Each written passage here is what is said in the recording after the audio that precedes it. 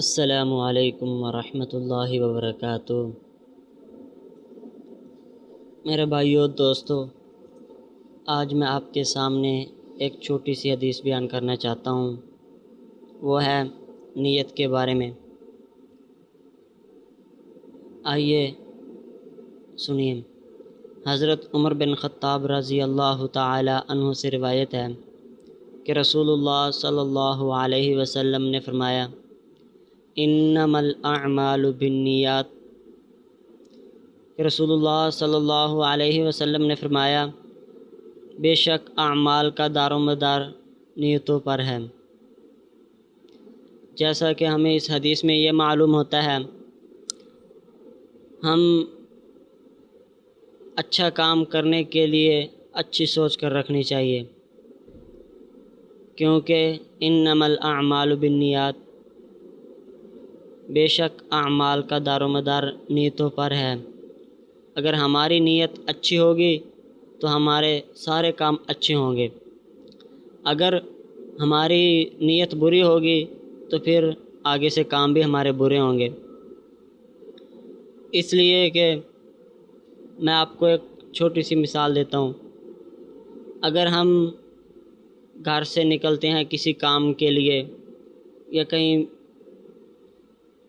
دور چلے جائیں کام کے لیے، اگر ہم اپنی یہ سوچ رکھیں نا بھی ہمارا کام اچھا ہو جائے اور ہمارا کام جلدی ہو جائے، تو پھر اس میں ہمیں یہ رکھنے ہوگا، ہماری نیت ہے جو وہ ہمیں اچھی کرنی ہوگی،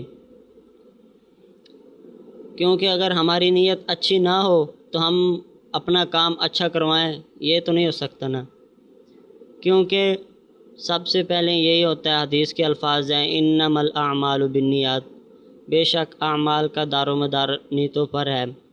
اگر نیت اچھی کر کے ہم گھر سے نکلیں گے تو ہمارا کام بھی اچھا اور آسان ہو جائے گا،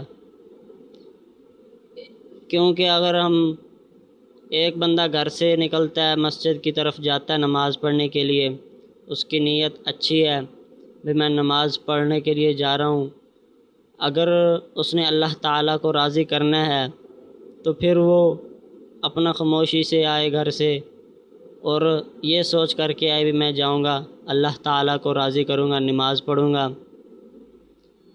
اگر وہ گھر سے یہ سوچ نماز کی لے کے آتا ہے اور آتے آتے راستے میں اس کی سوچ بدل جاتی ہے، وہ کہیں اور کام کے لیے چلا جاتا ہے یا وہ کہیں بیٹھ جاتا ہے، وہ یہ کہے بھی میں تھوڑی دیر بعد نماز پڑھ لوں گا، پھر ادا کر لوں گا، ابھی تک ٹائم پڑا ہے، تو اس کی نیت میں خرابی آ چکی ہے، تو اس کا جو بھی کام ہے جہاں بھی جائے گا اس کا کام اچھا نہیں ہوگا اور اس کا کام الٹ ہوگا۔